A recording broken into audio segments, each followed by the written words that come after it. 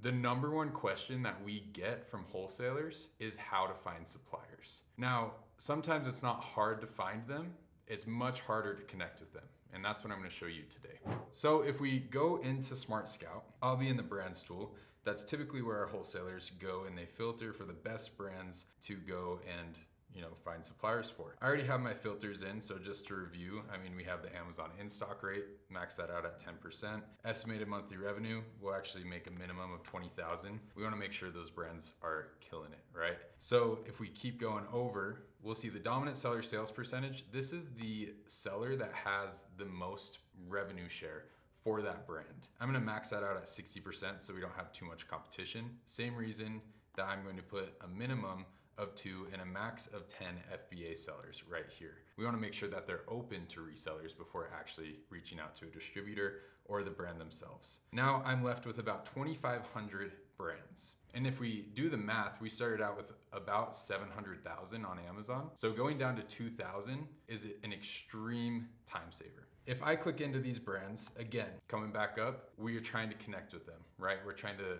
separate ourselves from the noise. I'm gonna click into the dashboard and immediately go to the sellers tab. Now what I'm doing here is qualifying that this brand is good to sell for me as a wholesaler. I'm gonna look at all of these other sellers here, and I'm also going to see their estimated revenue share that they have for this brand. I wanna make sure that it's even so that if I go to sell this brand or I approach it, I know that there's no one dominating it. I'm not gonna spend a bunch of money on inventory just to find out that I can't actually sell it, right?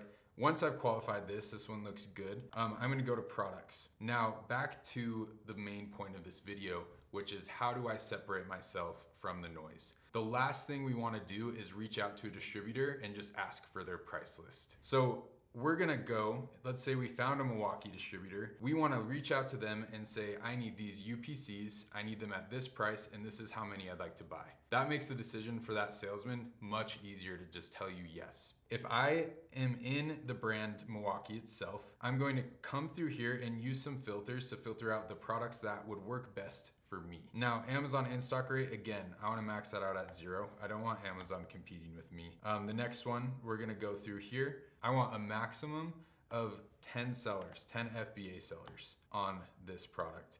And we can even filter out the FBM sellers as well. Now, if we keep scrolling over, I'm gonna hit this estimated monthly revenue. Maybe we want a minimum of 5,000.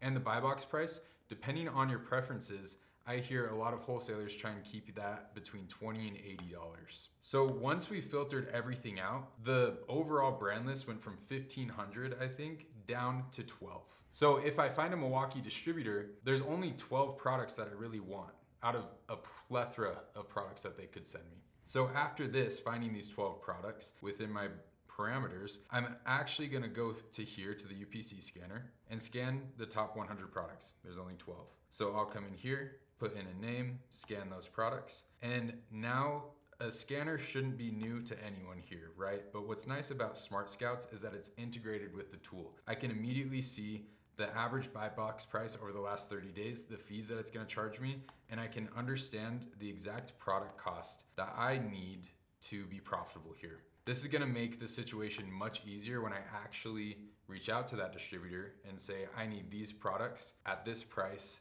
and I need this many of them. And I can even add, depending on if it has a UPC or not, I can add in the UPC here to the UPC scanner so that you can really differentiate yourself from the noise, not be sniffed out as an Amazon seller and say, I need these UPCs at this cost, this many units. If I go into the details here, I can easily see who's selling this product, how often they've been in the buy box, and then I can go over into the history tab, which may look a little familiar. And I can understand that these rankings are consistent. I can see that the price has stayed fairly consistent as well. So it's not going up and down like crazy. And I can qualify that product just like that. So again, why are we here? We're trying to separate ourselves from the noise. And why doesn't every wholesaler do this? They don't have SmartScout. They are getting a list of wholesalers, a list of distributors that they can purchase from, and they're sending mass emails to these guys. And these guys are getting pounded by them.